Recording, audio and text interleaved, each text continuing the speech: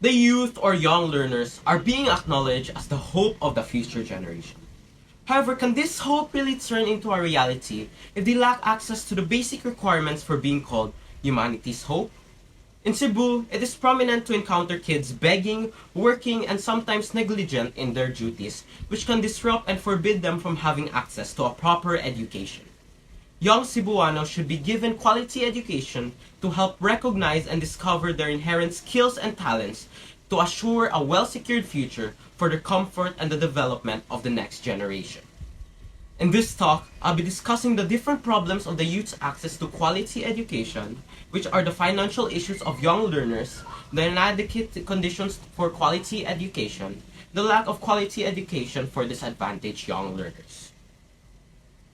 According to sociologists and researchers, children born into a poor environment have a lower chance of success and a higher probability of failure in their education. Moreover, stating that several young learners from disadvantaged backgrounds have no choice but to work and provide support for their families for which they do not gain any intellectual and social development. In Australia, the government implemented a program called the Rural Procedural Grants Program, or the RPGP, to ensure that Australians could access top quality education, specifically students from rural areas. They aim to set up a fund to financially aid qualified, aspiring, and intelligent medical students. In contrast to the local government, DepEd should be able to create programs like this for qualified and deserving students by incorporating financial assistance in their tuition fees. With this being done, young Cebuano learners have the opportunity to access quality education through the financial aid that the government can offer. It is critical to recognize and address the inadequate conditions for a higher quality education. As stated by UNICEF, another reason why children aren't receiving any quality learning is because of the lack of educational infrastructure, the lack of qualified teachers, and inadequate teaching materials. With these insufficient conditions, students who also go to school may have difficulties acquiring quality knowledge due to the inferior teaching methods. Concerning this problem, the local government in Cebu should prioritize and aim to create funds for their program, Basic Education Facilities, or the BEF, to address this issue. This program not only addresses the lack of infrastructure, but also the inadequate teaching materials here in Cebu City.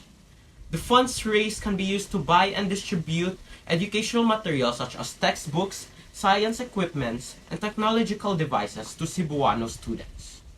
Furthermore, DepEd should ensure that the teachers' knowledge are updated in the curriculum by holding international and national seminars every year.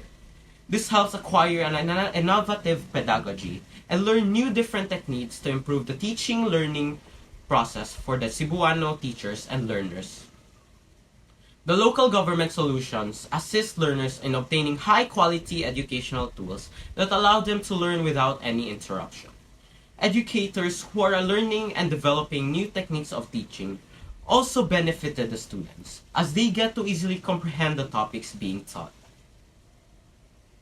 Moving on, students with disabilities are greatly affected by the lack of quality education, as they are vulnerable to discrimination and bullying among their classmates, teachers, faculties in school, and even their parents. Furthermore, children with disabilities suffer from prejudice, which makes it more difficult for them to enter an academic institution. It is stated that more than 95% of children who suffer from disabilities in poor countries are more likely to get an inadequate education. One of the reasons is that some parents choose a better or more capable family members who has a higher chance of succeeding in school for them to financially aid their family in the future. Another reason is the lack of ability to participate in physical and active activities. Children with disabilities are also considered our classmates, or students who deserve access to quality education. It is up to our good moral characters whether to back them up and solve the problem or leave them alone and be part of the creation of this issue. What the local government must do is to require all elementary and secondary schools in Cebu City to implement bullying prevention policies and consequences as a way to address this issue. Moreover, in accordance with the disabled Cebuano learners, DepEd should create alternative activities and specialized instructions that can be done within their capabilities. The DepEd government has certain ways to address this issue, which maintains a quality education for disabled Cebuano students and ensures the protection of their human rights in school. With the details discussed, I have enlightened you on the complexities of educational qualities as well as government programs that address the issue.